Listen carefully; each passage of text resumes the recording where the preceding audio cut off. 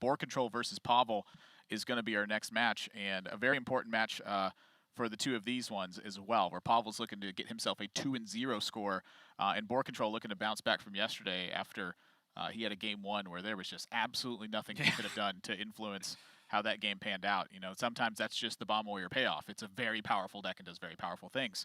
He's brought Control Warrior to the table.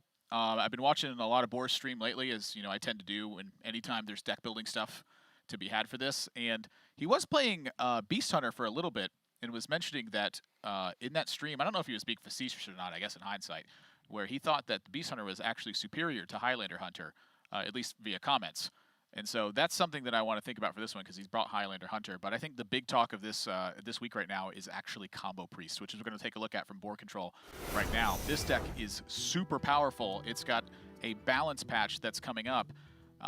But honestly, so far in Grandmasters, it feels like it has either been the explosive automatic win the game style hands or has done nothing. Yeah, we saw Fino essentially just concede a game that still probably had 7 or 8 turns left to go in it because he just did not have a hand that did anything and just wanted to give it up and play a different game. But on the other side of that, everyone else that we've seen have this deck left up and not be banned out has just been getting that curve where it's just early minion into extra arms and just snowball all over the game. So if you're not familiar with the deck, if you haven't been terrorized by it on ladder just yet, that is the idea. You get early game minions down, Light Warden, Nausea Cleric, 2 drops with the injured Tolvir and so on, injured Blade Master, Circle of Healing, whatever that is, and then you just start to pile buffs on it. The efficiency of extra arms alongside Power Word Shield gives you this huge baseline of a health pool, and then you can see the 2 cards there near the top, Topsy-Turvy and Inner Fire, can both be used to turn a huge amount of health into a huge amount of death for your opponent.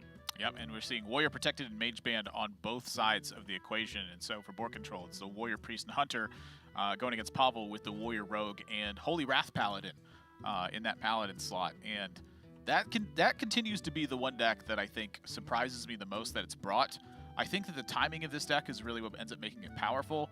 I think in general it's more of a pocket pick. I think it is very much in that tier 2 to tier 3 slot because it's so matchup dependent against almost anything I've seen where your opponent applies a strong amount of aggression with a burst follow-up. This deck has seemed to struggle against that.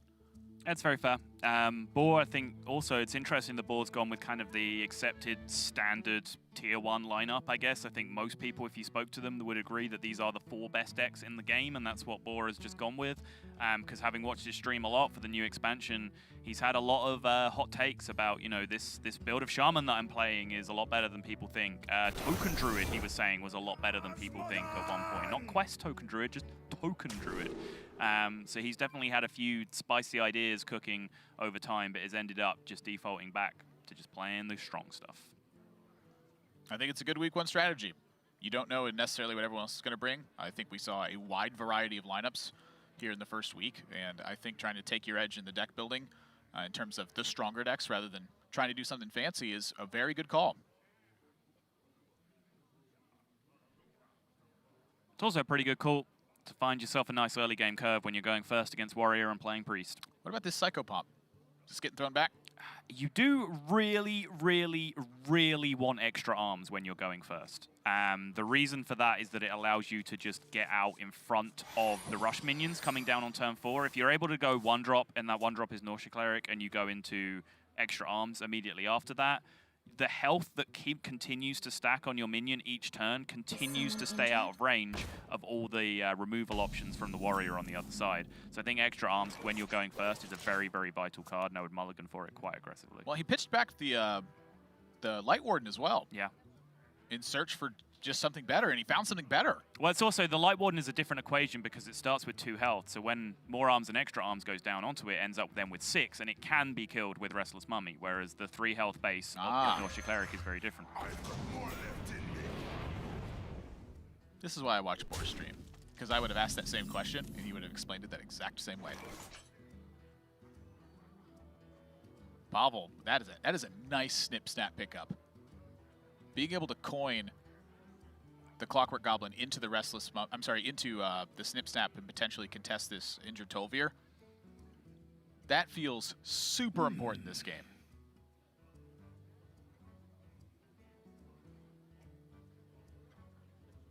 So if Pavel goes for that line, though, because he might also just be interested in the Wrench Caliber over a couple of turns as well, but I think you can recognize that the health total on the Tolbeer is going to get out of hand by the time you get to Coin Wrench Caliber. So yeah, the Coin 3 into 3 line does seem to take care of the problem a little bit more effectively.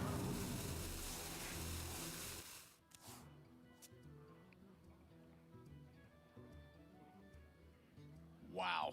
Getting the Psycho Pomp now is actually a pretty big deal to get it back from BoarControl, because their plan A with this deck is to just get that minion down, get the buffs going, snowball. That's probably not going to work from this point based on what he's run into with Pavel and based on the context of his hand. So getting those big res chains off now with Psycho Pomp might just be the plan B the Boar goes for. Draw picks up. Circle of Healing. Hello. That is so good. So now you get a bump on the clockwork and draw 2 more cards. You do have a Nausea Cleric that is living this turn, almost always, and a Wild Pyromancer in your hand, though. So you could also choose to get greedy with the Circle of Healing, but I have no objections to this. It makes perfect sense. Boar doesn't strike me as a player who's going to get greedy in a lot of these circumstances, and I think the exact card he's considering right now is Snip Snap. Snip Snap. That's the reason why this is so crucial, exactly, is that it gets the Tolbeer down as a 2/6, and Snip Snap will be magnetized and only have 5 attack total. It's the reason that is absolutely paramount that the Circle of Healing did come down that turn. Also some minor consideration to just Shield Slam for the arm up Shield Slam. I Oh, sure. reminded of that by that draw as well. Drain life, yeah. It's true, gain 2 armor and hit a thing. Cost 3, you gain 2. Whoa! All right. You okay? He drew another Circle of Healing! Yeah. This is how you play Priest. Oh, this is how? Yeah. 4 cards drawn for 0 mana! Uh-huh. Problem? Well, depends on which player you are. What if one of those cards is a bomb? Then it replaces itself with another card. Not too worried about it. Yeah, fair point.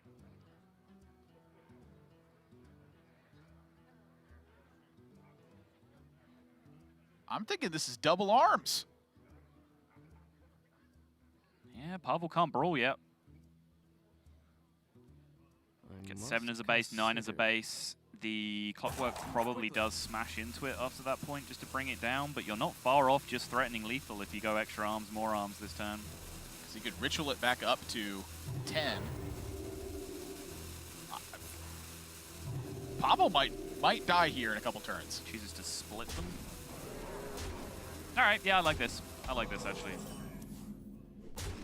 Means if this can be dealt with, he still has another huge target on the board. Second Divine Spirit draw here does end the game.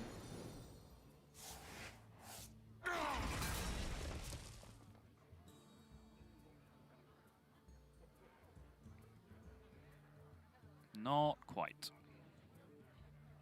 I'm not convinced I was a fan of the split. I guess the thought on the split would be a nod to Restless Mummy and to Spellbreaker. Mm-hmm. So 3 cards total in Pavel's deck that would have been able to check that in a super efficient way. I think the Spellbreaker is a pretty big deal there for sure. I think Boar is relatively free to just go in here with the Divine Spirit in a fire if he would like to, because he has such great refill available with the Psycho Pomps if a big clear turn or a brawl comes out from Pavel and he ends up winning it. I was kind of thinking the Psycho Pump here. It's true. It's a little weaker in my mind to brawl to do it that way, because you throw one of your big refills into the brawl and you don't capitalize on a big pile of damage with the Divine Spirit in a fire before the brawl comes down. The end begins. Boar is going for it though. Yeah. This tells me that he wants to have to put Pavel in a position where he needs like picture perfect outcomes for this to work in his favor. Yeah, sure. And if not, it's just going to be it. Yeah, I got nothing against it. Pavel pretty much just has to rip it here. I think in Pavel's spot, I would like to think about that a little bit longer too, because I don't know if he's considered the outcomes of what happens if he uses the 5-2 to trade over the Tolbeer and then use the weapon, and then you brawl with 2 1/1s in play. Oh, sure, yeah. Dead. Divine Spirit in a fire. Job done. Turn 6, Dead Warrior. Play Priest, it's good. 0 mana draw 2 and 0 mana draw 4 are apparently extremely good cards. Yeah, and we said we've seen both sides of the coin over the weekend. Hey! We said we've seen both sides of the coin over the weekend, just the explosive blowout draws and kind of those like Miracle Rogue style draws that I was talking about earlier, where you just got Prep Coin Concede in your hand. That was very much the former from BoarControl. That is disgusting. That's why people want to see that deck tuned down. As much as degenerates like me might enjoy doing things like that.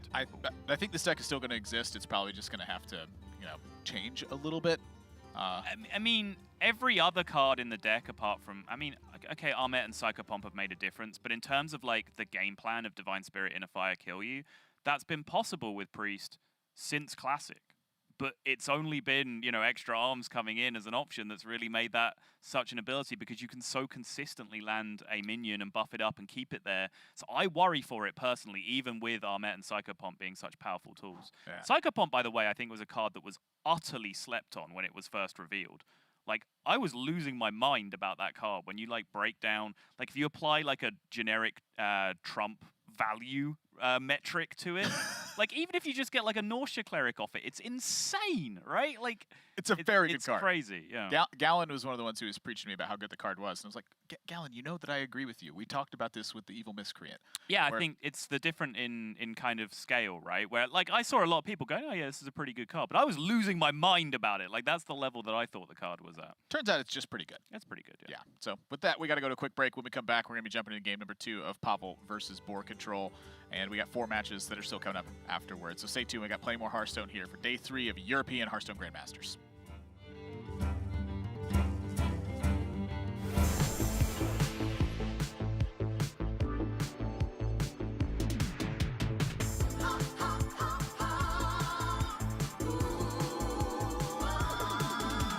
Shadows are rising again, darker than they've ever been. As evil descends from the skies, the world cries out, how will we survive? Out of the hall of explorers, and up from the dusty tombs, they grab their whips and fedoras. These legends of the past know exactly what to do. There might be magic monsters, mummies in the markets, and ancient mysticism. There should be scorching deserts, adventure, monster of narcissism. High stakes think annihilation, obliteration of civilization. Now is the time to be brave. Evil's come to enslave, but this league's gonna save the world.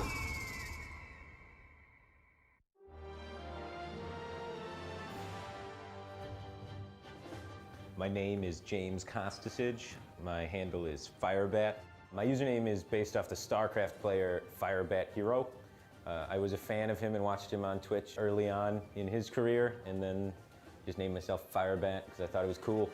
Something about me that people don't know, I really hate spending money. I try and save it whenever I can. I recently learned how to repair a dishwasher so that I didn't have to buy a new dishwasher. I like doing stuff like that. I get a really good sense of accomplishment and pride whenever I'm able to salvage something. My favorite Hearthstone Esports memory is winning the 2014 World Championship. That was pretty tough to beat, but I'm hoping that one day I can beat that memory. Being in Grandmasters, to me, means that I get another chance to prove myself and show that 2014 wasn't a fluke and that I am still here to play. I love playing against my own region because I get to play against a lot of my friends, which is always really fun and entertaining, and there's so many different mind games. But at the same time, I'd really love to play against Europe and really knock them down a few pegs because they're so cocky all the time. I look forward to winning the most and losing the least. I definitely don't want to lose, and I definitely want to win, so it's really simple.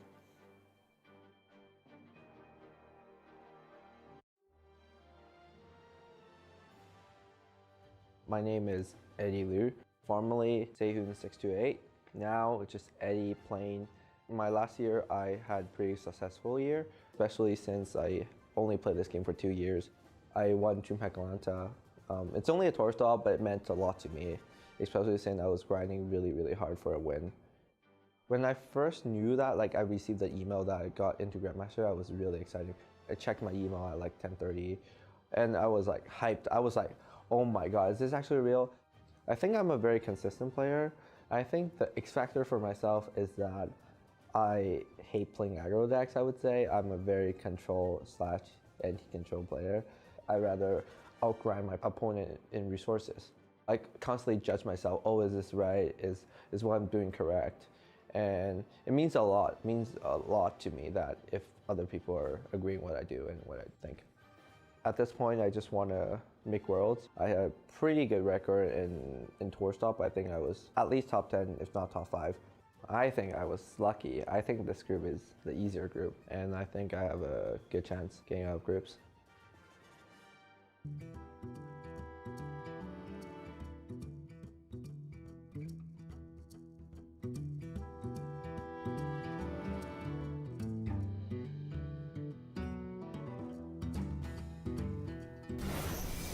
It's Hearthstone Grandmasters, and we're in our second match of the day between Pavel and BoarControl. I'm Matt's Admirable, and I'm joined by Sottle. And Sottle, you're definitely satisfied with that priest win. I'm pretty satisfied with it because BoarControl got to pop off and draw a million cards and kind of have one of those games that happened to him yesterday in game number 1, where it was just like, well, what are you going to do about that one? That's just a good draw. Yep, and you can see, like, seems like no decisions were made that game in terms of just, the broken deck did the broken thing, but BoarControl's mulligan even put him in a position where that was possible because he found that first Nausea Cleric off the mulligan. A lot of people would have said, hey, I'm going first, I've got a Light Warden, sweet, keep it. But Boar understands that, getting the card draw engine going and looking for that extra arms and combination of doing explosive things that are better than just playing a pretty solid 1-drop on turn 1 are more important. So the mulligan does have an impact, even though it does look like the deck just ran away with the game on its own. Yeah, and I want to say that definitely plays into one of Boar's major strengths, too, which is understanding the importance of the mulligan. I think that he's one of the players that mulligans just about better than anyone else. And when you're playing a deck like Priest, it's going to end that soon.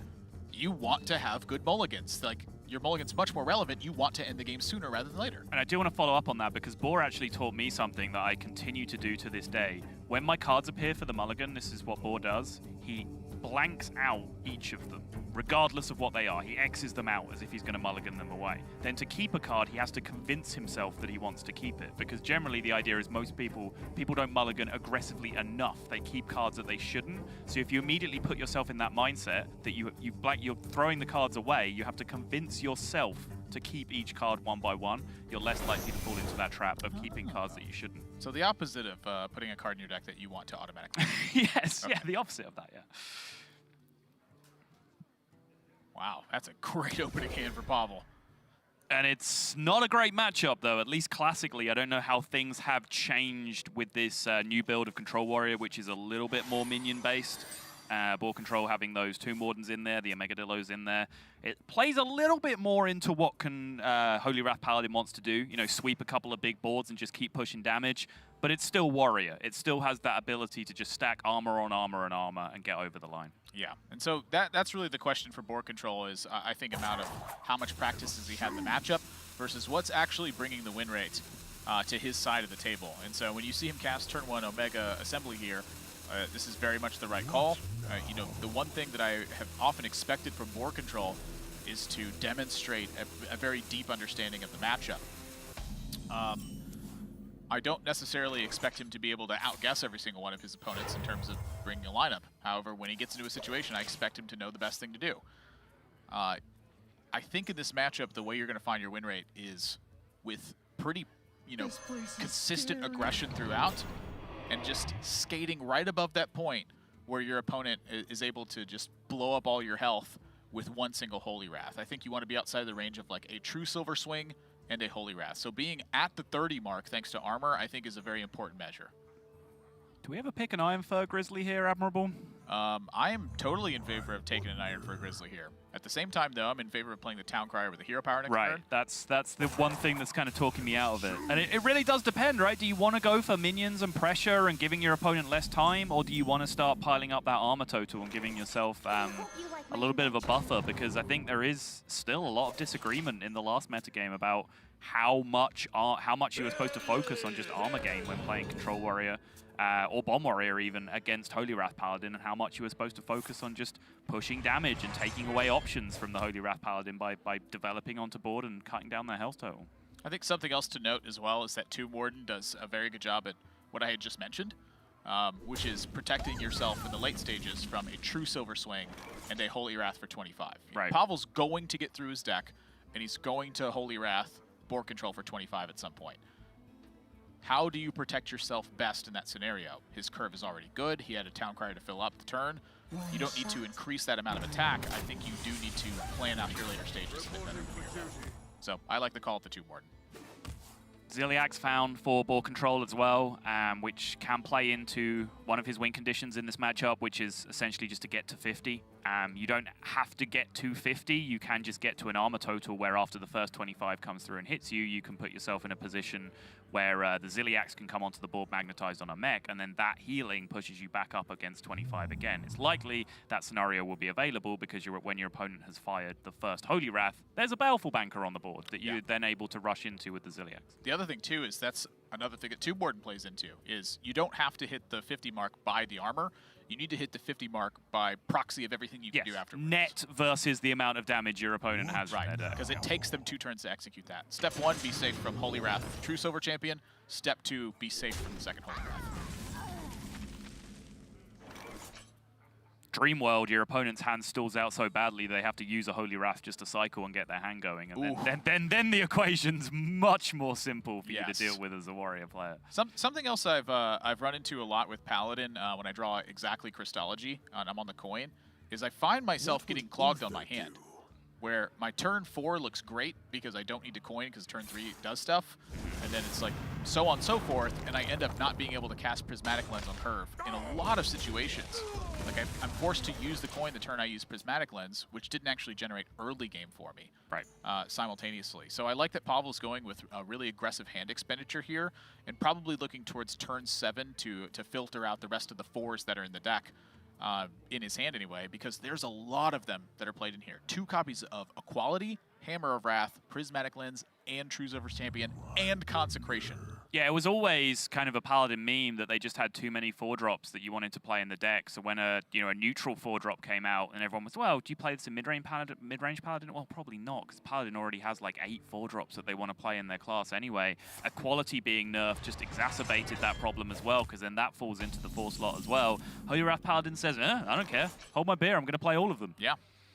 But you look at a turn like this, Prismatic Lens, ends up getting cast. Oh, okay. Yeah, so that Prismatic Lens is stuck. That's always potential mean, downside. Yes, but the ultimate yikes is that he still had both of his Holy Wraths left in the deck. So that combination, he could have ended up with a 25 cost Holy Wrath, which cuts into his damage as well. Playing Prismatic Lens in a matchup where you desperately need both Holy Wraths to go off is actually always a risk if you don't have them in your hand. Yeah. It's not like it's not the same risk as like burning a card in a matchup as well, where it's like that this has happened though, and you end up setting up for it. Like, it's a risk that you have to take because the matchup I think is unfavored anyway. You just live with the consequences sometimes. He's got to get moving. True Silver, giddy up, swing at face. Yep, that's what we got. got. Look at where that's pointed. Burn damage. Every point of damage in the deck, wherever possible, needs to go to BoarControl's face when you are playing Holy Wrath Paladin against him. We've already seen a Consecration get cast. That does the job automatically and deals its 2.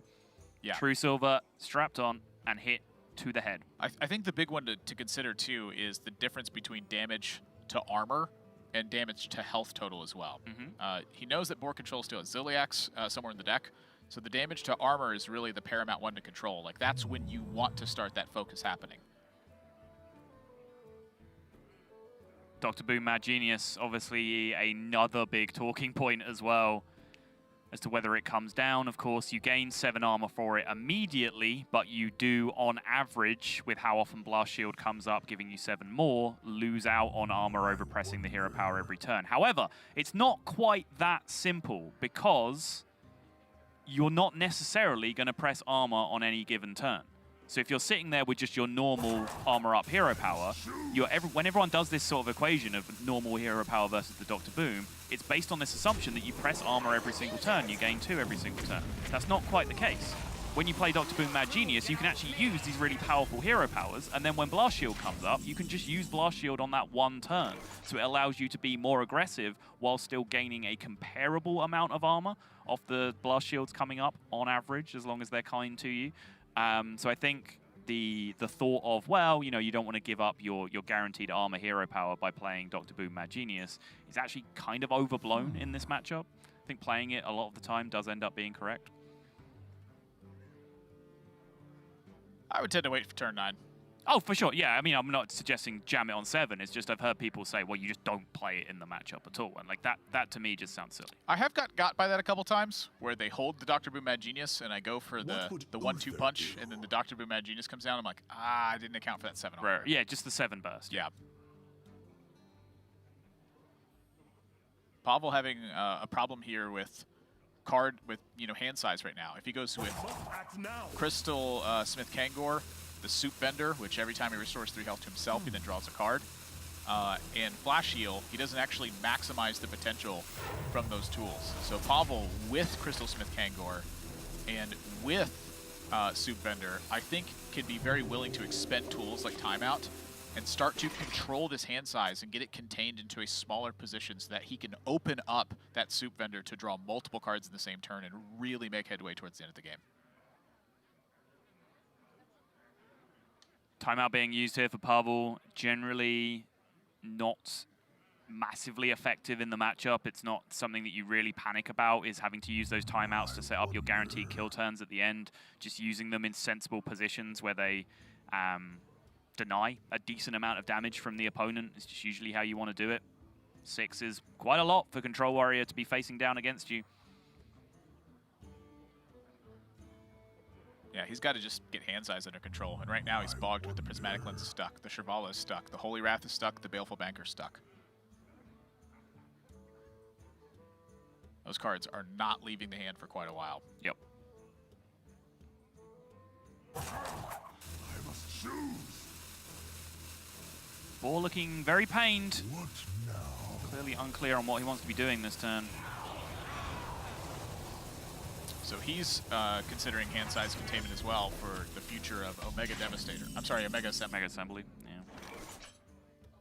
Pavel's just back in almost the exact same situation. So I think the idea here for Pavel is he's got 2 extra mana. If he needs to, he can throw away the Wild Pyromancer. So you swing with True Silver Champion here.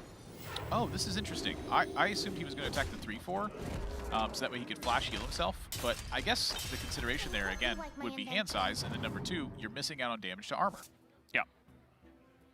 Yeah, with the Kangor Soup Vendor combination, the True Silver gets in that card draw anyway, but as you say, the way the True Silver works, he would have healed first, then hit the minion, then been injured again, allowing for another card draw follow-up, if he'd have chosen to go about it that way. But I think just making sure that armor, that damage went face was just priority number 1 in Pavel's mind.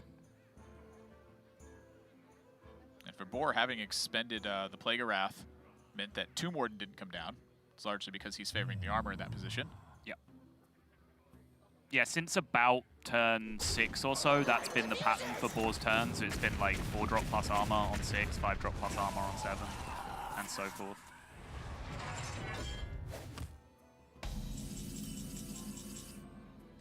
Turn had to treat it just a little bit differently because he needed to react to the board state, make sure there isn't too much chip damage coming through. Even if they're just 1-attack minions, you don't want 4 of them cracking away at you while you're trying to gain a little armor buffer. Yeah, I'm picturing perhaps a Shrink Ray exiting the hand this turn. Damage goes face again, both Holy Wraths now in hand. His hand is getting just clogged down as well. Like, he's already drawn both Holy Wrath and Prismatic Lens stuck, the Baleful Banker. There's 5 cards in his hand that he cannot get rid of right now. Crucially, there is still 1 card draw, which can still allow him to snowball through the remaining cards in his deck. The hand is just getting that little bit congested. They see that -1 card from the Plague of Wrath earlier does allow him to start his turn there with Omega Assembly. He does pick up Clockwork Goblin, which is a relevant card against any deck that's going to exhaust themselves down to their last remaining resources. Remember, this is straight up Control Warrior from BoarControl, not the Bomb Warrior that we saw from Pavel on the other side. May very well see again. He picks up the win here. The fact that he's been set to 25 as well, like he hasn't been able to stack up a lot of life total, it's becoming problematic now. Now, I guess my question about the Dr. Boom Mad Genius is, do you need to risk just playing it early and foregoing the 2-count armor stack in hopes that you just keep rolling blast shields? Like, because if you keep rolling blast shields, you will win that game. Yep. Yeah, it's definitely a high roll if you want to look at it the other way, that is available to you. If you just on alternate turns where they're available, just keep hitting blast shield every other turn. Yeah, you're winning that game. It's the banker, but the card drawer is now stalled if this flash of light doesn't pick up anything. Look at how important that prismatic lens is being right now. Like, at this point, you would cast the prismatic lens just to get 2 cards out of your deck. Like, you wouldn't even care if something got burned. Yeah, you'd burn them, for sure.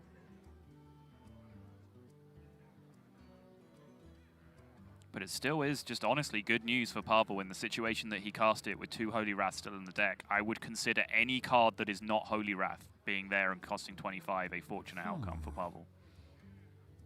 Cards left for Pavel. We're looking at a True Silver Champion is still in the deck. A Wild Pyromancer still in the deck. A Consecration is still in the deck. A Crystology. Shrink Ray. Cast the 1 copy of Shrink Ray. It's just 1 in the deck? Okay. I believe it's Crystology and Novice Engineer. Yeah, there's only been 1 Novice played, I believe. Are the last 2 cards. And so what that means is Pavel, if he draws the Crystology first, he would go to 4 cards, and then to 3 cards, and then to 2 cards. So he's got a couple of turns here to get to that point. And so the timeout here, I think, is perfect for the situation, because all of the tools he wants to use are 4 or less costed. And so what that means is he's free to have the Wild Pyromancer equality whenever he would like to, and then also use the tools that he wants to be expending in that same regard. And Eternium Rover picked up. Yep, big Love deal. to see that if you're in Boar's spot. And there's another thing that you have to factor into the equation, why it's not as simple as just, you know, 2 armor per turn from your base hero power versus how often Blast Shield comes up being for 7. Even Delivery Drone can gain you armor if it picks up Eternium Rover, which it is weighted to do because that is a warrior minion. Pavel says, yep, had quite enough of that. Thank you very much. Get that Eternium Rover off my board. Boar moves up to 38, so 12 more health to go before he is almost completely out of range. 1 Blast Shield, plus the burst healing you can potentially pick up from Ziliax afterwards if he can magnetize it onto something. Yeah. That could be all it takes. So the kicker damage is 2 shield blocks remaining in the deck as well, and there's one of them. the kickers here are the 8 damage from True Silver Champion and 2 damage from a Consecration. So there's still 10 more damage back behind that Pavel could possibly connect if Boar does not have taunt minions in play. Still a quality Pyro available for Pavel as well. So anytime there's taunts in play, Pyro, a quality, equip True Silver and hit, he can always get that damage through. Yeah, you shield slam that 1-1 Boar. It looks super weird to do that, but Pavel's life total does not matter. It is only yours, and he does not have massive threats. Crystology picked up before the Novice Engineer. Big deal. Pavel's going to go to 2 cards, and then he goes to 1 card. Well, am I incorrect about that? Must be. If he's not playing it there, we have to be.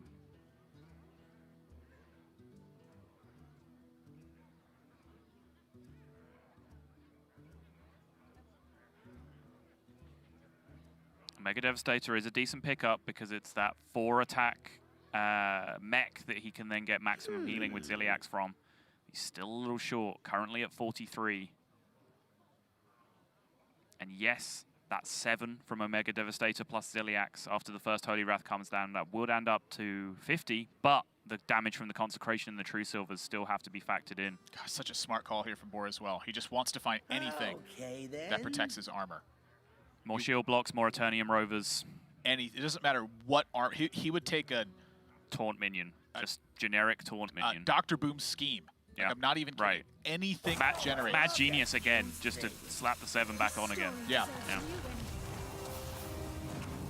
I respect this a lot, yeah. None of them are good. No. Nothing doing. No. Gorehow for spread. No. Wow. Shield slams a 1-1 again. think Bloodsworn Mercenary may have been the pick over the Gorehowl, so in case he can get himself another Eternium Rover, he can then duplicate that after rushing it into something. Probably, in my mind, has slightly higher upsides than that Gorehowl will in the long run. I don't think 7 damage is ever changing the equation in this matchup. What would Uther do? Uther would remember what that last card was. One of them's True Silver Champion, and I do not know what that other card is then. Like, I was quite positive it was Novice Engineer.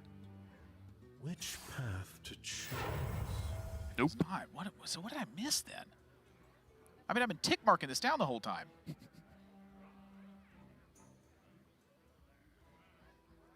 Is it another Hammer of Wrath then? A misstep. Consecration coming through, dealing 2 more damage. I think Pavel here is right not to want to clear this board because he knows that that Equality Pyro combo is going to be crucial for allowing him to connect some more damage through taunts, potentially. So I guess now if 7 damage is going to be left up on board for BoarControl, maybe those Gorehowls can become important.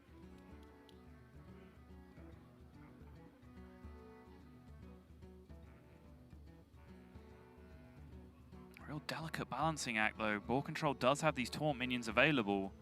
But he doesn't want to be playing them because he's scared of overcommitting into that remaining 1 equality combo. He really wants to try and time those taunts to try and prevent the True Silver. He really wants to force out an equality clear before those taunts come down. Both of those things seeming very difficult to do right now.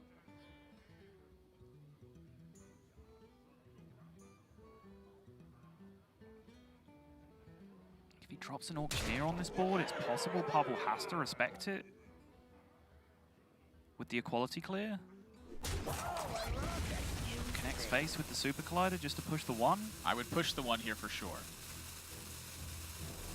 The 1 actually can make a difference. Another Chevalier math would change the fatigue. What I was thinking is if he drops the Gadgetzin Auctioneer here and draws exactly Gorehowl, he can push Pavel to a spot where... Oh, it's the shield! The blast shield! Oh, bomb! That was the last card! Oh, we're idiots. Yeah, okay. Fair enough. All right, so Pavel gets to connect for 25 here. It's time to test your metal.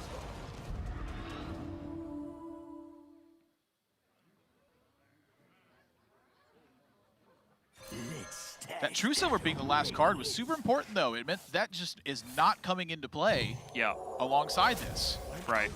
So down to 16, you gain 7, and you go up to 23, and then you have the Ziliax. Ziliax Omega Devastator. And that's checkmate. Pavel cannot win the game if Boar sequences properly. We'd have to deal with the Ziliax and start getting True Silver Champion damage through and not die to fatigue.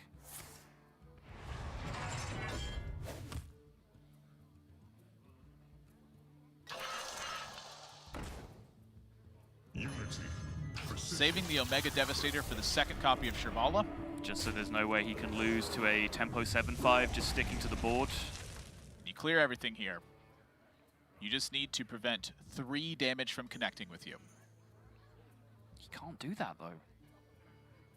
Pyro Equality True Silver Champion, the 3 damage is going to connect. This would be a good time for a master plan. Which means he's going to be at 24. Which means he needs another Wait. Does that mean that this should not have been the Kaboom bot and should have been the Omega Devastator? Because that would mean that 5 damage has to connect with you. Correct. Yes, I think that is exactly the case. He would not have been able to blast shield if he did that. Oh, you're right. Yeah, okay, you're absolutely right. Sure. Oh, no, that makes sense. Okay. So he has to do it this way. Okay, yeah. But Pyro Equality True Silver is most likely going to be the response to this. I think Pavel's quite right just to take a moment. Yes. The Equality sets everything to 1 health. The Wild Pyromancer then activates. The Kaboom bot does not have a target to hit, so it will not restore 4 health on the Death Rattle. And there's nothing remaining in BoarControl's deck. Oh yeah, I calculated that. This. I calculated that way wrong then. Oh my, and he loses. Holy smokes.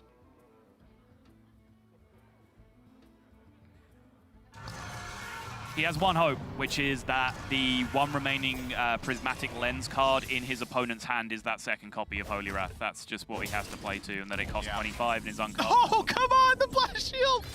Why would it tease that way? Yeah. Well navigated from Pavel at the end. Honestly, that was a great spot that Pavel found, was being able to just take the turn off, save the equality of the Wild Pyromancer to force through that 4 extra points of damage. Very well done on Pavel's side. Yeah, really, really well engineered game from Pavel. It was just, you can see the fine margins. It's 1 or 2 points of health, 1 or 2 points of armor on BoarControl's side that could have made all the difference. You know, that's 1 extra Eternium rover being found through any means off his Omega assembly, off a delivery drone being drawn from his deck, whatever it is. That could make that amount of difference in that position. 1 armor gain card off his Elysiana.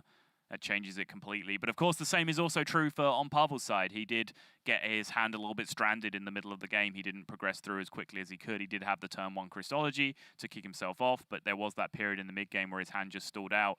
So you can definitely throw some shade at both sides in terms of how fortunate they got in different places, but such a fine margin, you've always got to go back and look at the game and think, well, could anything have been done differently that changes that game by 1 or 2 points of health? Yeah, it's just that was a very fine, like you said, like razor thin at the end there. Important to note on this one, on the deck building side, that BoarControl does run 1 copy of Eternium Rover.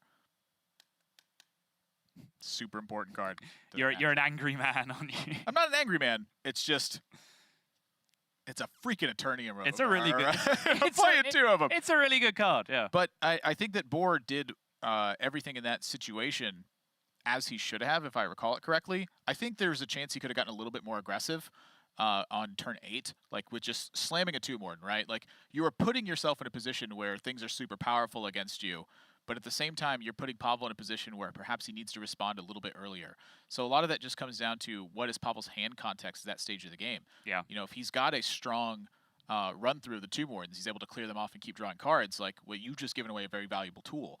But at the same time, if he's not able to handle that properly, or he has to expend the rest of what he has and doesn't have the card draw afterwards, he may just get stalled out and you start to hit him in the face and put the pressure on him at that point. I think it's a decent point to bring up because, you know, you always want to use that 2-Morden as your defense against the True Silver Champion, as we were talking about through the whole thing. But because Pavel still had access to a quality Pyromancer and True Silver Champion, it was actually like Pavel's initiative to be able to respond to the 2-Morden. Like, whenever 2-Morden came down, he could actually just wipe it out with a quality Pyro and play True Silver in the same turn and swing away. Of course, that changes if either of those cards is affected by Prismatic Lens, which is information that Boar doesn't have. You start to see suddenly how deep you can dive into the thinking of the players and the justifications for the plays that they make. Very, very difficult spot. It's a very, very tricky matchup. Just even deciding, you know, whether you are trying to be aggressive, trying to gain armor, just that in a nutshell is very, very difficult. You can see just from some of the nonsense that took place there, how razor fine the margins can be in who wins. But now that is in the past. Now we have a warrior mirror, but it's not a true mirror in that BoarControl is playing a much more controlling version of the deck, whereas Pavel is playing Bomb Warrior. We've seen them both in this series already. Admirable, you're the man. Warrior mirrors. How you feeling? Well, I haven't played Bomb Warrior actually since Saviors of Oldhim dropped. Oh, really? I have not. I was so excited about Plague of Wrath that I just kept playing that. Fair enough. I will say that I think that for me this week the best built Bomb Warrior award goes to Yarla. What now? I think that his deck build of Bomb Warrior is fantastic looking. I think he fills in all the spots he needs to. I think he trims the cards he wants. And comes up with a brilliant looking list. Does Yarla have the 2-Mordens in there as well? Yarla does not have 2-Morden. He has, let me go take a look specifically. I know that he filled it up by cutting a Brawl and by cutting a shield block to add in the full early game with 2 Frightened Flunkies, 2 Eternium Rovers, and 2 Town Criers. So an Acolyte of Pain, 1 shield block, 1 Spellbreaker, 1 Brawl. The rest is 2 Elves and Legendaries. Okay. I think that not playing Frightened Flunky and Bomb Warrior is just an error. It is such exactly the card that deck wants to have that I believe it will be core by the end of what we're seeing. For Pavel, though, I do like some of the stuff that he has going on, which is namely that he has cut a shield block from his deck. He's done it to include an additional copy of Militia Commander to keep forcing through the early chip damage. Brawl strikes me as a card that you don't need two of right now, though, because Cyclone Mage has largely fallen by the wayside. Like, that was one of the main reasons I felt like Bomb Warrior had to play two Brawls, was Cyclone Mage was so prevalent. Right. That's no longer the case, and I think you can afford to get a bit more aggressive with the matchup. So it's interesting that you bring all this up, because I was talking to Boar last night, actually, and he was saying that his build of Control Warrior, or just Control Warrior in general, should be favored against versions of Bomb Warrior that are built like Jarla's. Because Jarla, for example, does not even have Omega Assembly in his deck in terms of like ways that he's made room for other cards. So in the words of Boar, like if they don't just have this perfect herd of bombs into Blastmaster Boom, they just run out of stuff to do, and eventually you can take over the game. And Pavel's kind of sat in a middle ground when it comes to that. Like, he doesn't have the Tomb Wardens and the Armagadillo and the extra stuff to drop on curve like that, but he does have 2 copies of Omega Assembly. Yeah. So the thing I want to do is contrast the game of this one already with what Jarla had. You know, Jarla obviously had a fantastic opening hand with Clockwork Goblin and Augmented Elec, and just got off to the races, slammed a Blastmaster Boom, and blew Boar up. You know, he got the big payoff with Bomb Warrior. I don't think Pavel's version necessarily has the same capacity to do something like that. And I think that's where Boar is absolutely correct in that. I think he is favored versus Bomb Warrior builds. I think almost regardless of the Bomb Warrior build he's going to be facing off against, with the extra defense that Control Warrior got, in addition to having Archivist to override bombs at critical times, that's what yields you the advantage. And I think it's a lot less on the Bomb Warrior side and a lot more on Boar's side of the building. And so that's why I think that Jarla's is really well built, is I think it's just got the biggest high roll potential. Like right now, Pavel, he's had to battle face up and go toe-to-toe with Boar at every step of the way. That is not where Bomb Warrior wants to be.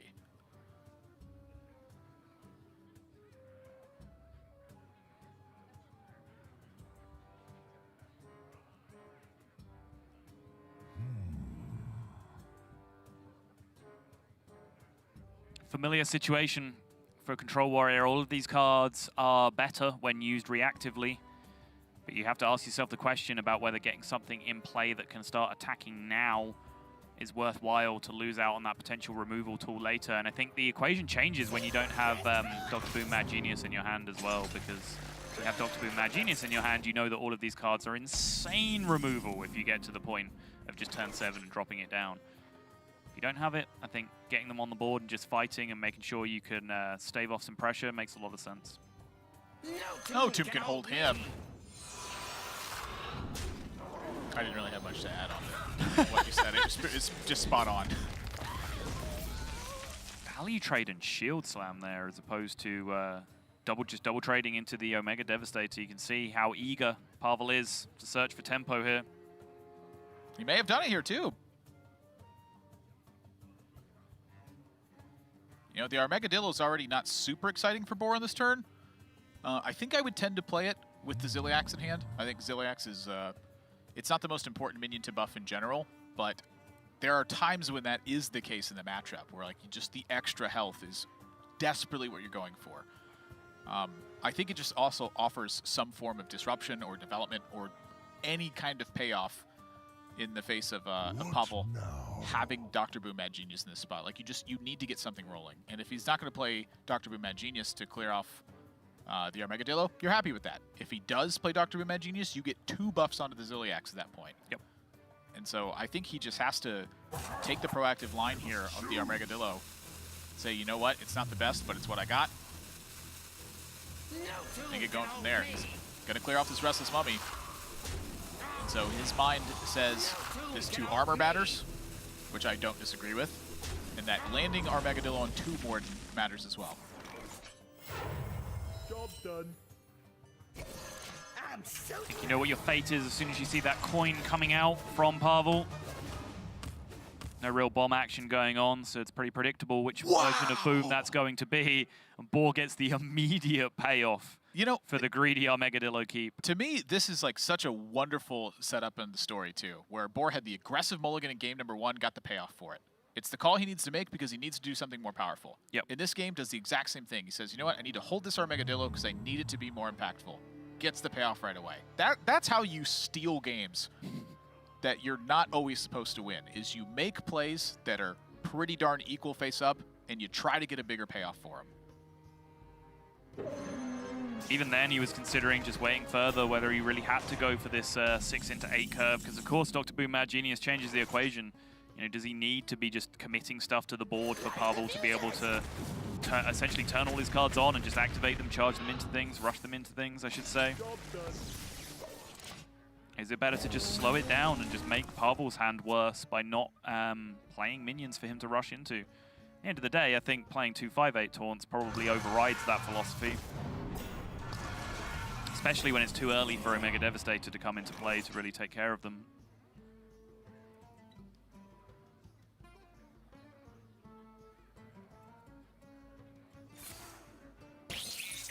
Gosh, that hold on the Armageddon was so important. Pavel going to expend, of course, all his removal to try to find connections of damage. That's the step for Pavel now. Keep connecting a minion to face. Just a little look on Boar's face there as if to say, okay, those died as well. All right, fair enough. Pretty dead hand. Yep, you can see, I don't need to describe it. You can see just from BoarControl's mouse movements what the dilemma was there. Does he want to shield slam this 3-4 or not? If I know anything about how much that's admirable values health totals in Warrior Mirrors, I think he's agreeing with shield slamming the 3-4.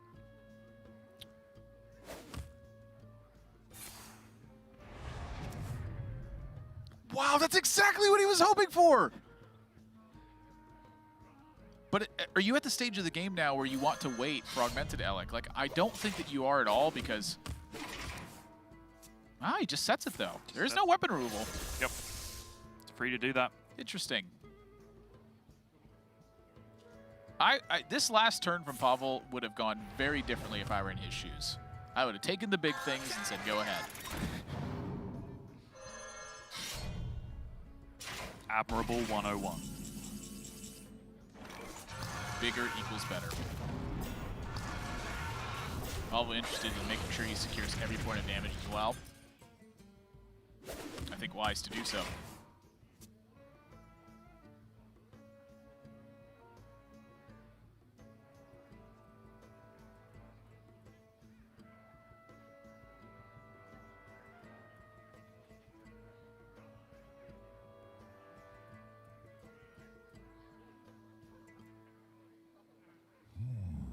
I've noticed that Boar is less animated in totality, as this game is very winnable, but very difficult.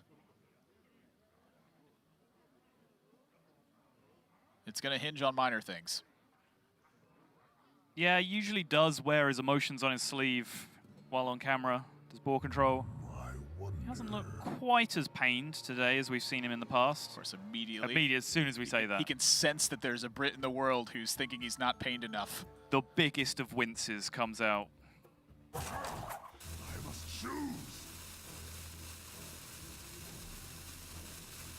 Boar is fearing that if he just sets up taunts here, that he's going to take more damage to face. That's the risk of Dr. Boom Mad Genius. Defense is not always defense. It's also just kind of the problem that he has where Omega Devastator just doesn't solve this problem for him like it would if he had his own Mad Genius in play. So spend the Plague of Wrath, tank some damage in the process. Interesting play here on the Town Crier as well. Chooses to hang on to it. And I think his thinking is this 1-2 is not valuable. However, it could represent something in my hand. And now this is actually pretty important. I was talking about this at the start. It was something that BoarControl brought up that, you know, Yala's deck in this situation had no 2 Mordens, no Omega Assemblies. Pavel's just dropped his Omega Assembly that he is playing. If you take away those cards from his hand, you can start to see what Boar was talking about when he says the deck just runs out of gas. Because there would not be a whole lot going on in Pavel's hand right now if there wasn't for an Omega Devastator. Sorry, Omega Assembly. Even with the advantage of Dr. Boom Mad Genius on one side. I love how just in our heads that Omega Assembly produces Omega Devastator so often that we just call Omega Assembly Omega Devastator. This would be a good time for a master plan. 1 mana card with an Omega Devastator inside it. Oh, I love that fuse thing. Magic neutralized.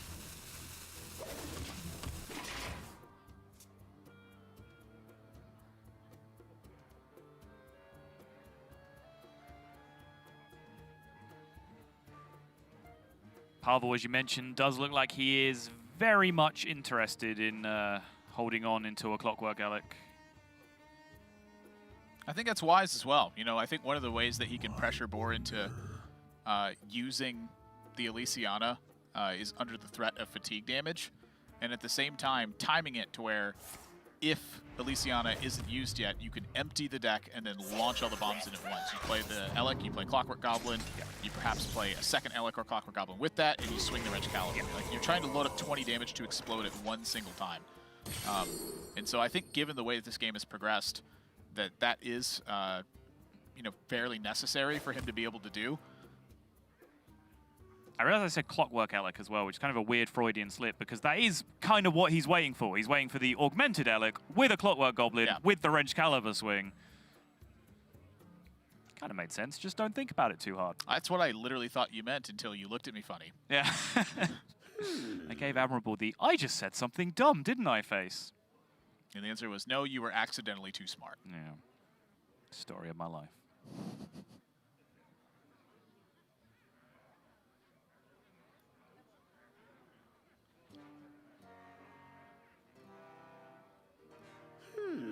Yeah, I mean, you can see how important the Wrench Calibers staying put are for Pavel right now. He really does not want to swing this. He may expend the first one because it's really the second swing that's going to count the most. And just the rest of the tools in his hand are not used well if he wants to take care of this Omega Devastator. Yeah, if he's going for this plan, the timing is so important, though, because as far as he knows, you know, that far left card that Boar hasn't played for multiple turns is Archivist Elysiana, and as soon as Pavel goes for his big push with, you know, 6+ bombs into the deck, Boar's just going to go, all right, I'll draw as many as I draw this one turn, and then just play Elysiana the turn afterwards. So Pavel has to make sure one of two things. One, he's maximizing the odds that Boar is drawing a sequence of those bombs and taking a ton of damage, and B, he's representing a huge board state, so that if Boar has to play Elysiana in response, there's stats on the board that can then punish that and push damage. Yeah. So I'm going to highlight something, again, minor, is the Town Crier in Boar's hand. It represents not only that same thought that you just described Pavel could have that Brawl that's been sitting in Boar's hand, but also throw it with the Brawl. Right.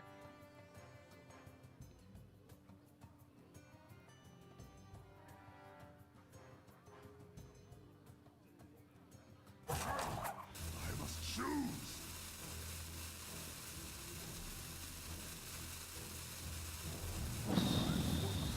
That's how this turn feels. Yep. Just everything is not quite good enough. Reactor core online.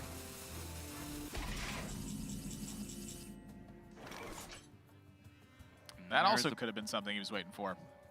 Synchronize the bombs with the Blastmaster Boom. This looks like a triple snip-snap turn to me, though.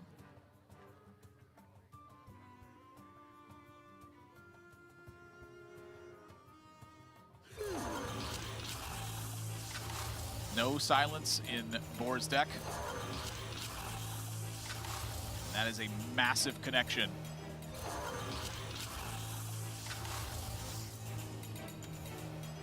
Ouch. Shaves away a huge amount of that armor as well, which starts to take Shield Slam off the table, and right on cue. Oh, it's a Brawl. I thought it was a Shield Slam. I think he's used both Shield Slams. Has he already? What did the second one get used on? The 3/4. Ah, yes, that's right.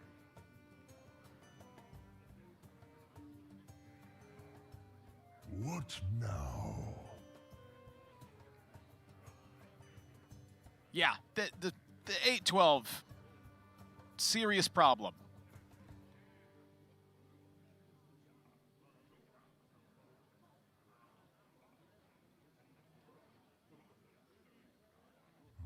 I wonder.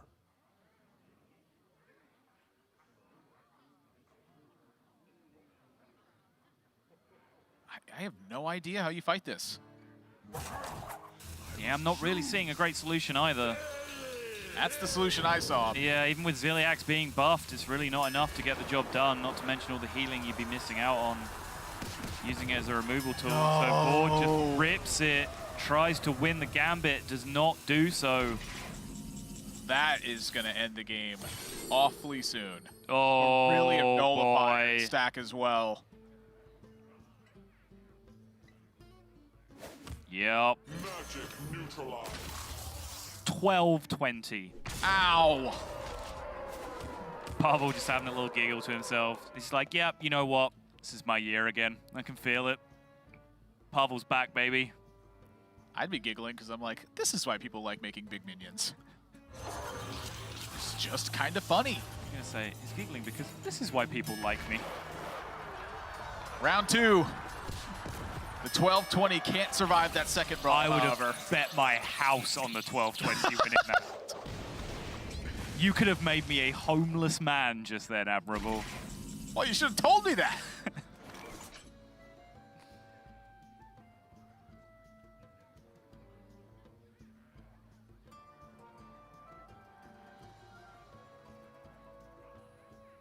So now with that big Ziliax, there is some breathing room. And mind you, the Armagadillo from earlier was a created one This would be a good time in the deck. for a And that master means that this plan. second Armagadillo, maybe it's got some work to do now. That Ziliax getting buffed up again. There's some room to work with. Your magic shall not save Well, the Wrench Caliber swings are going to go down now, which means there is a period where Boar can draw some of these bombs. Start to take some of the heat off that Blastmaster boom. Pavel learned his lesson about blast shields from season 1. It was Gallon who was This place is crucifying Pavel for his lack of blast shield usage while he was here on commentary.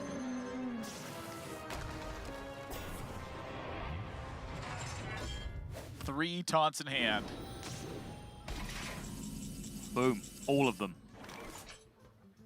What a draw.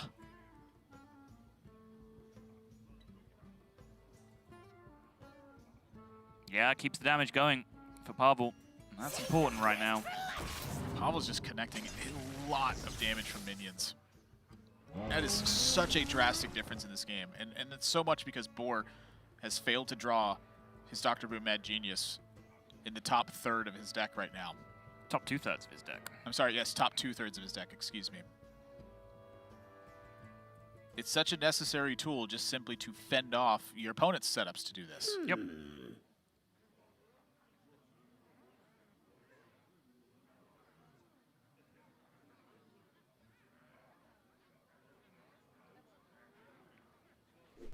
Yeah, uses the rush, make sure the maximum damage is available here. That you think. Both brawls used now as well, so Pavel is pretty much free to overcommit as he sees fit. Holds back the swing though. Rewind to all of our points 10-15 minutes ago about augmented Elec timing, about Blastmaster Boom timing. All right, so when do you want to use this Ziliax? That's my question. Right now, the Dynomatic plus the Super Collider represents clearing this up. Yep. Now. I think that getting greedy with Ziliax might be a necessity this game. Okay. I think the idea is you want it to connect with a minion and then have to be attacked through.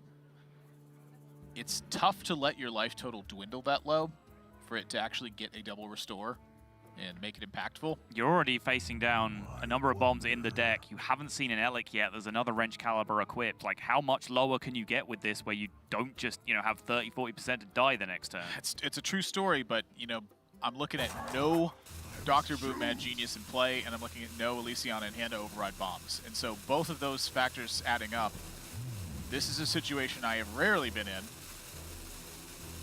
And I don't know how far behind he is and what kind of risks he's going to have to take as a result. I really don't know. Whoa. And so using that Super Collider puts him about in that position where the Ziliax at least threatens double life gain. But that is a massive amount of damage that's going to be added to the deck. And BoarControl not anywhere near pressuring Pavel out.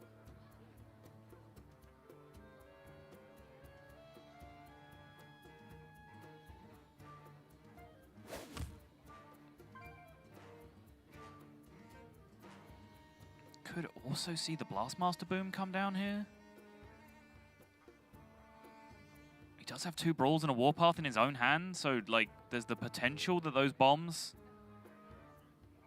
on a following turn, if he has Blastmaster Boom down this turn, he can then go Augmented Elix, shuffle more bombs in the next turn while killing his own bombs to deal damage. That's the ideal setup for it.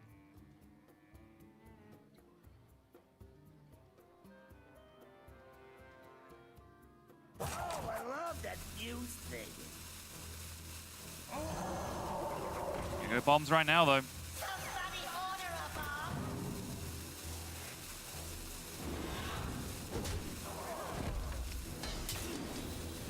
Yeah, I think I just like the bombs. I feel like I'm on the Blastmaster Boom train. But regardless, there's 1. There's 2. Oh, there it is. 3 bombs in a row drawn. Yep. See you next week, Boar. I feel for him, but Pavel just able to dominate that game. You know, that's Bomb Warrior for you. He had the right tools, he capitalized on it. What more can you ask for from somebody?